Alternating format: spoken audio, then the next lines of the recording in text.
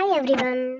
I hope आप सभी स्वस्थ होंगे और आप अपनी प्रिपरेशन भी बहुत अच्छे से कर रहे होंगे, क्योंकि 2026 कुछ ही दिनों में स्टार्ट होने वाला है और एग्ज़ाम भी नज़दीक। फिर दिन कब निकल जाते हैं पता नहीं चलता है। तैयारी करते रहिए। तो ये हमारी सीरीज चल रही है हिस्ट्री की, जिसमें एक वीडियो में आपको 10 क्वेश्चन मिलते हैं। अगर वीडियो अच्छा लगे तो लाइक करना, कमेंट्स करना और चैनल सब्सक्राइब करना। और कमेंट्स में ये जरूर बताइए कि 10 क्वेश्चन में आपके कितने क्वेश्चन सही होते हैं। तो चलिए आज का पहला क्वेश्चन देखते हैं। पहला क्वेश्चन हमारा क्या कह रहा है, निम्नलिखित नारों पर विचार करें और उन्हें उनके रचनाओं के साथ मिलाइए। ये नारे जो है ये जो नारे दिए गए हैं ना, वो किसने बोले और किसके हैं, उनके बारे में देखना है। इनकलाब जिंदाबाद किसका नारा है ये? तो ये नारा है भगत सिंह का। किसका है? भगत सिंह का। तो ए का बी हो जाएगा। जब ए का बी हमें पता चलता है तो हमारा ऑप्शन बी कट गया और डी कट गया। दो तो ऑप्शन हमारे क्या हुए, पहले ही कट गए। अब हमको देखना क्या है, ए और देखना है और बी सॉरी सी देखना है, क्योंकि दो हमारे तो पहले ही कट गए ना। स्वराज मेरा जन्मसिद्ध अधिकार है और मैं इसे लेकर रहूंगा। ये किसने कहा है? ये नारा है बाल गंगाधर तिलक का। किसका है? बाल गंगाधर तिलक का। तो दो का ए हो जाएगा, और जब दो का ये होगा तो हमारा क्या है, ऑप्शन सी भी कट गया। अब हमारा ऑप्शन बचा गया ए। ऐसे क्वेश्चनों में पता है क्या फायदा रहता है, अगर एक दो मिल गए, हो सकता है आपकी किस्मत बहुत अच्छी हो तो आपने अगर एक ही सम्मिलित कर लिया ना तो एक से ही पूरा आंसर आपका मिल जाएगा। इन क्वेश्चनों में ये फायदा रहता है। तो जब दो का ए होगा, तीसरे का तुम मुझे खून दो मैं तुम्हें आजादी दूंगा, ये किसने कहा? सुभाष चंद्र बोस ने कहा है। किसने कहा है? सुभाष चंद्र बोस ने कहा है। और चौथा देखते हैं, जय हिंद नेताजी आईएनए सैनिक ने कहा है। तो ये ऑप्शन क्या हो जाएगा आपका? ए सही हो जाएगा। ये नारे बहुत इंपॉर्टेंट है और एग्जाम में पूछे जाते हैं, और इनसे एक फायदा ये भी है, अगर ये नारे पूछ लिएगा तो एक ऑप्शन एक क्वेश्चन आपका एक क्वेश्चन आपका फ्री का सही हो जाएगा, क्योंकि जब आपको एक दो नारे याद होंगे ना, वो भी कंफर्म, तो आप ऐसे मिलान कर सकते हो, और जब एक ऐसे मिलान कर सकते हो तो एलिमिनेशन मेथड से आप ये हटा भी सकते हो। अगला क्वेश्चन देखते हैं। Question number 132।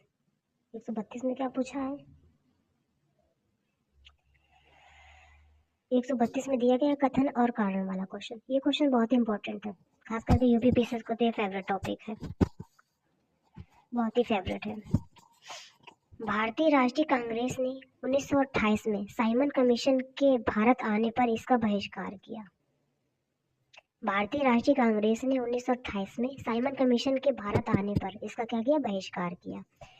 साइमन कमीशन में कोई भारतीय सदस्य शामिल नहीं था। कोड देख लेते हैं। कोड ए आर दोनों सही और ए की सही व्याख्या करता है। ए आर दोनों सही और ए की सही व्याख्या नहीं करता है। ए सही है परंतु आर गलत है। ए गलत है परंतु आर सही है। कौन सा ऑप्शन इसमें सही होगा? 132 नंबर में ऑप्शन आपका ए क्या होगा? सही होगा। ए भी सही है, आर भी सही है और ए की सही व्याख्या भी कर रहा है। मतलब साइमन कमीशन में कोई भारतीय शामिल नहीं था। इस चीज को बहुत अच्छे से याद रखना।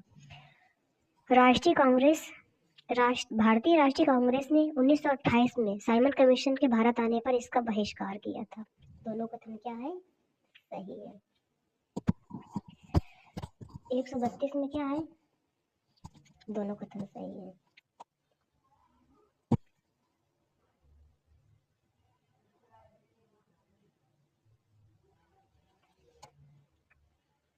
अगला क्वेश्चन देखते हैं। अगला क्वेश्चन क्या है हमारा? 133। 1942 के कृषि मिशन के संबंध में निम्नलिखित कथनों पर विचार कीजिए। सबसे पहला क्वेश्चन तो आपका ये क्वेश्चन से ये क्वेश्चन निकल आया। 1942 के कृषि मिशन, कृषि मिशन कब आया? 1942 में। ये क्वेश्चन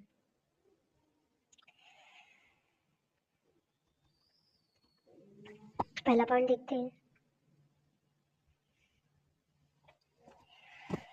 कृषि मिशन ने युद्ध के बाद भारत में डोमिनियन स्टेटस देने का प्रस्ताव रखा, जिसे प्रांतों को प्रांतों को संघ से बाहर निकालने का विकल्प दिया। दूसरा पॉइंट, इसने भारतीय सदस्यों के साथ एक संविधान सभा के गठन की अनुमति दी ताकि एक नया संविधान तैयार किया जा सके। तीसरा पॉइंट, प्रस्तावों को भारतीय राष्ट्रीय कांग्रेस और मुस्लिम लीग ने स्वीकार कर लिया, हालांकि कुछ आपत्तियों के साथ। स्वीकार तो किया था लेकिन कुछ आपत्तियों के साथ। उपयुक्त में से कथन सही। पहला दूसरा सही है, दूसरा तीसरा सही है सी में, पहला तीसरा सही है और फिर डी में 1 2 3 सभी सही है। कौन सा ऑप्शन होगा 133 में? 133 नंबर में ऑप्शन आपका क्या होगा? ए सही होगा। पहला सही है और दूसरा सही है, पहला भी सही है और दूसरा भी सही है। क्या है इसमें? ऑप्शन आपका ए सही होगा, पहला भी सही है और दूसरा भी सही है। तीसरा पॉइंट गलत है। तीसरा पॉइंट क्या है? गलत है। और ये जो क्रिप्स मिशन है ना, ये कब? मार्च 1942 में। एक सेकेंड, मार्च 1942 में। अगला क्वेश्चन देखते हैं, क्वेश्चन नंबर 134। क्वेश्चन नंबर कौन सा है? 134। 134 नंबर क्वेश्चन देखते हैं क्या कह रहा है। कौन सा अधिनियम भारतीय गुलामी का चार्टर के नाम से जाना जाता है, जिसे भारतीय राष्ट्रवादियों ने इसकी केंद्रीकृत विशेषताओं और समिति प्रतिनिधित्व के लिए कड़ी आलोचना की थी? भारतीय परिषद अधिनियम 1892, भारतीय सरकार अधिनियम 1858, भारत सरकार अधिनियम 1919 या भारत सरकार अधिनियम 1935। तो इसमें कौन सा ऑप्शन सही होगा? इसमें आपका ऑप्शन क्या होगा? डी सही होगा। ऑप्शन डी क्या होगा? सही होगा। कौन सा अधिनियम भारतीय गुलामी का चार्टर के नाम से जाना जाता था? ये 1919 का अधिनियम। ऑप्शन डी क्या होगा? सही हो जाएगा। अगला क्वेश्चन देखते हैं अगला क्वेश्चन क्या है? 135 नंबर क्वेश्चन देखते हैं। किस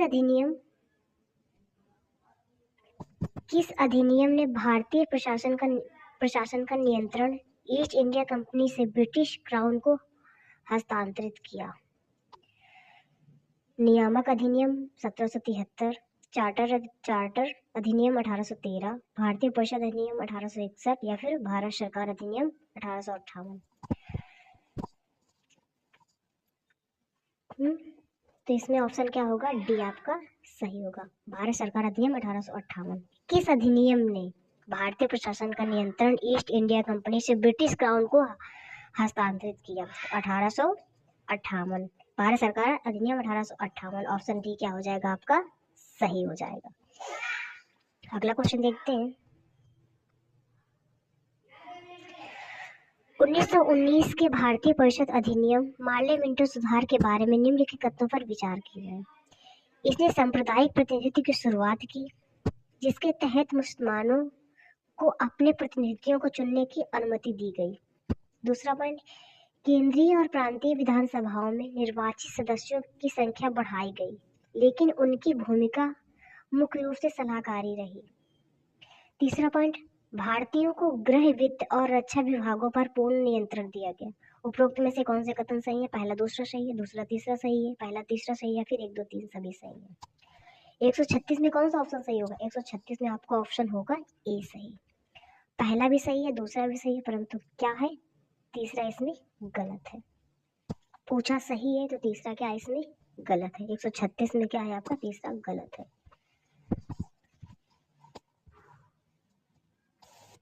और तीसरा गलत क्यों है?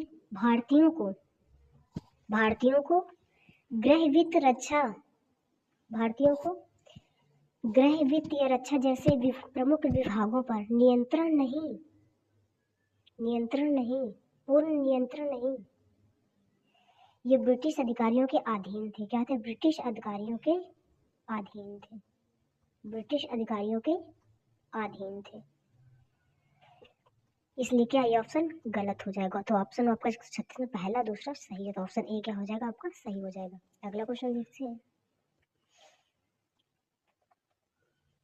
अगला क्वेश्चन दिया गया 137 नंबर।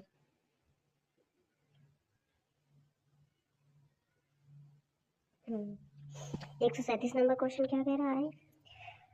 निम्नलिखित ब्रिटिश अधिनियमों को उनके अधिनियम के कालानुक्रम में व्यवस्थित कीजिए। इनको क्या करना है? क्रम के अकॉर्डिंग क्या करना है? क्रोनोलॉजिकल ऑर्डर में क्या करना है? व्यवस्थित करना है। तो भारतीय परिषद अधिनियम, मार्टेगो चेम्सफोर्ड अधिनियम, नियामक अधिनियम, भारतीय सरकार अधिनियम, क्राउन को शक्ति हस्तांतरण। ये कब कब आए इनको देख लेते हैं। तो नियामक अधिनियम, इसमें कौन कब आया? तो भारतीय परिषद अधिनियम भी आया 1861 में, 1861 में। मार्टेगो चेम्सफोर्ड ये आया 1919 में, और नियामक अधिनियम ये आया 1773 में, और भारत सरकार अधिनियम 1858 में। अब कौन सबसे पहले आया? सबसे पहले 1873, तीसरा पहले आएगा। अब आपको ये भी पता है कि ये पहले आया था, तो आप क्या है, पहला तो काट सकते हो, पहला तो कट जाएगा आपका। उसके बाद 1873 के बाद कौन आया? 1873 के बाद आया आपका 1858 आएगा, बी आएगा, सॉरी चौथा आएगा। जब चौथा आएगा, जब ये आएगा दूसरे नंबर पे, ये भी है, तो क्या ऑप्शन ये भी कट गया आपका, ये भी कट गया, तो ऑप्शन आपका क्या हो जाएगा? ए आपका ऑप्शन सही हो जाएगा। ऑप्शन ए क्या होगा? सही हो जाएगा। भारतीय परिषद अधिनियम कब आया? 1861 में। मार्टेगो चेम्सफोर्ड अधिनियम सुधार कब आया? ये 1919 में। नियामक अधिनियम 1773 में, और भारत सरकार अधिनियम क्राउन को शक्ति हस्तांतरण ये कब है? 1858 में। तो क्या होगा आपका? ऑप्शन ए क्या हो जाएगा? सही हो जाएगा। अगला क्वेश्चन देखते हैं। अगला क्वेश्चन भी इम्पोर्टेंट है, ईयर वाइज है, कालानुक्रम में व्यवस्थित करना है, ये भी बहुत पूछा जाता है। और सबसे बड़ी बात, तो आप इनको नोट्स बना लीजिए, बना के जहाँ बैठते हैं वहाँ चिपका लीजिए, और उनको दिन में 1-2 बार डेली देखिए, क्योंकि ये ईयर है, आप याद करेंगे तो उधर भूल जाएंगे, और जब इनको आप डेली देखेंगे तो आपको अच्छे से याद रहेंगे। क्योंकि ईयर याद करना ना, इनकी वजह से क्वेश्चन, एक एक दो क्वेश्चन बहुत जल्दी गलत हो जाते हैं। जहाँ थोड़ी सी ईयर में मिस्टेक हुई, क्वेश्चन आपका गलत हुआ। तो देखते हैं हंटार आयोग कब आया। मतलब ये क्रोनोलॉजिकल ऑर्डर में क्या करना है, आपको व्यवस्थित करना है। हंटर आयोग 1882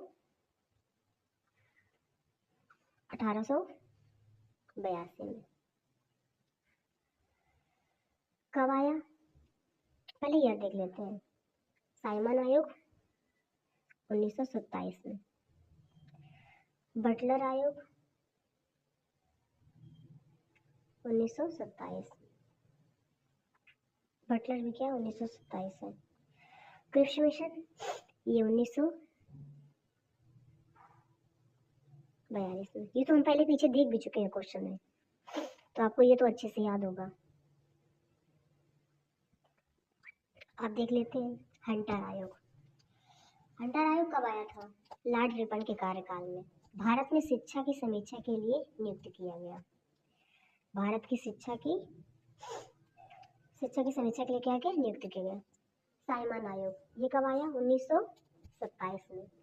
1919 के अधिनियम के कार्य की समीक्षा के लिए भेजा गया था। सभी ब्रिटिश शासन के कारण बड़े पैमाने पर विरोध का सामना करना पड़ा था। बटलर आयोग ये रियासतों और ब्रिटिश क्राउन के बीच संबंधों की जांच के लिए गठित किया गया था। बटलर आयोग किसके लिए गठित किया गया था? बटलर आयोग 1927 में 1919 के अधिनियम के कार्य की समीक्षा के लिए भेजा गया था। सभी ब्रिटिश शासकों के कारण बटलर नहीं, सॉरी, ये बटलर आयोग नहीं, उसका है बटलर आयोग। रियासतों और ब्रिटिश क्राउन के बीच संबंधों की जांच के लिए बटलर आयोग को गठन किया गया। और क्रिप्स मिशन तो आप पहले देख चुके हो। द्वितीय विश्व युद्ध के दौरान भारतीय नेताओं के साथ बातचीत करने और डोमिनियन स्टेट की पेशकश करने के लिए भेजा गया था। तो ऑप्शन इसमें कौन सा हो जाएगा? Serial wise. तो ऑप्शन इसमें आपका ए हो जाएगा। 1 3 2 4, 1 3 2 4 ऑप्शन क्या है? एक में दिया गया है। तो ऑप्शन ए क्या हो जाएगा आपका? सही हो जाएगा। अगला क्वेश्चन देखते हैं। अगला क्वेश्चन क्या कह रहा है? बहुत क्वेश्चन छोटा सा है, लेकिन अगर ये डेट वगैरह नहीं याद हुई तो क्वेश्चन गलत होने के चांस बहुत ज़्यादा है। कैबिनेट मिशन योजना के तहत भारत की अंतरिम सरकार कब गठित हुई थी? 15 अगस्त 1946, 2 सितंबर 1946, 26 जनवरी 1947 या फिर 3 जून 1947। तो क्वेश्चन नंबर 139 में कौन सा ऑप्शन सही हो जाएगा? क्वेश्चन नंबर 139 में आपका ऑप्शन बी सही होगा। कैबिनेट मिशन योजना के तहत भारत की अंतरिम सरकार कब गठित हुई थी? 2 सितंबर 1946 को। कब? 2 सितंबर 1946 को। और इसका नेतृत्व किसने किया था? जवाहरलाल नेहरू के कार्य परिषद में उपाध्यक्ष के रूप में किया गया था, जो वास्तव में प्रधानमंत्री के रूप में कार्य कर रहे थे। जो वास्तव में क्या कर रहे थे? प्रधानमंत्री के रूप में कार्य कर रहे थे। सरकार में भारतीय राष्ट्रीय कांग्रेस के सदस्य शामिल थे। इसमें कौन शामिल था? भारतीय राष्ट्रीय कांग्रेस के सदस्य शामिल थे। और बाद में अक्टूबर 1946 में मुस्लिम लीग के सदस्य भी शामिल हुए थे। बाद में क्या हुआ था? इसमें क्वेश्चन ये पूछा जा सकता है, क्या बाद में मुस्लिम लीग के सदस्य भी शामिल हुए थे? शामिल हुए थे तो कब हुए थे? तो अक्टूबर 1946 में। इसमें क्या हुए? मुस्लिम लीग के सदस्य भी शामिल हुए थे। और किसके? भारतीय राष्ट्रीय कांग्रेस के सदस्य भी शामिल थे। तो ऑप्शन क्या होगा आपका? ऑप्शन बी सही हो जाएगा। अगला क्वेश्चन देखते हैं। अगला क्वेश्चन और इस वीडियो का लास्ट क्वेश्चन। वीडियो अच्छा लगे तो लाइक करना, कमेंट्स करना और चैनल सब्सक्राइब जरूर करना। और हाँ, कमेंट्स में जरूर बताना कि आपके कितने क्वेश्चन सही हुए 10 क्वेश्चन में। 140 नंबर क्वेश्चन देखते हैं। 1946-47 की अंतरिम सरकार के संबंध में निम्नलिखित कथनों पर विचार करें। पहला पॉइंट, अंतरिम सरकार ने भारत सरकार अधिनियम 1935 के तहत कार्य किया, जैसा कि ब्रिटिश द्वारा संशोधित किया गया था। दूसरा पॉइंट, मुस्लिम लीग ने शुरू की अंतरिम सरकार में शामिल होने से इनकार कर दिया था। मुस्लिम लीग ने शुरू में अंतरिम सरकार में शामिल होने से इनकार कर दिया था, लेकिन वायसराय के साथ एक अलग समझौते के बाद इसमें शामिल हो गया। पहले तो मुस्लिम लीग ने अंतरिम सरकार में शामिल होने से मना कर दिया था, लेकिन वायसराय के साथ एक अलग समझौते के रूप में क्या हुआ? फिर शामिल हो गई। तीसरा पॉइंट देखते हैं। डॉक्टर राजेंद्र प्रसाद को अंतरिम मंत्रिमंडल में वित्त मंत्री नियुक्त किया गया था। डॉक्टर राजेंद्र प्रसाद को अंतरिम मंत्रिमंडल में वित्त मंत्री की नियुक्ति किया गया था। वित्त मंत्री क्या है? नियुक्त किया गया था। उपरोक्त में से कौन से कथन सही है? दूसरा तीसरा सही है, पहला दूसरा सही है, दूसरा तीसरा सही है, फिर तीसरे में सी में 1 3 से या फिर डी में 1 2 3 सभी सही है। इसमें कौन सा ऑप्शन सही होगा? इसमें आपका ऑप्शन ए क्या हो जाएगा? सही हो जाएगा। पहला सही है, दूसरा सही है, परंतु तीसरा क्या है? गलत है। अब तीसरा गलत क्यों है ये देख लेते हैं। तीसरा गलत क्यों है? वित्त विभाग लियाकत अली खान को दिया गया था, जो कि मुस्लिम लीग के नेता थे। यह एक रणनीतिक कदम था जिसने मंत्रिमंडल के भीतर तनाव पैदा किया था। किसको? राजेंद्र प्रसाद को नहीं। किसको किया था? लियाकत अली खान को। वित्त विभाग क्या? लियाकत अली खान को। लियाकत अली खान को। अली खान को वित्त विभाग लियाकत अली खान को दिया गया था, जो मुस्लिम लीग के नेता थे। यह एक रणनीतिक कदम था जिसे मंत्रिमंडल के भीतर तनाव पैदा किया।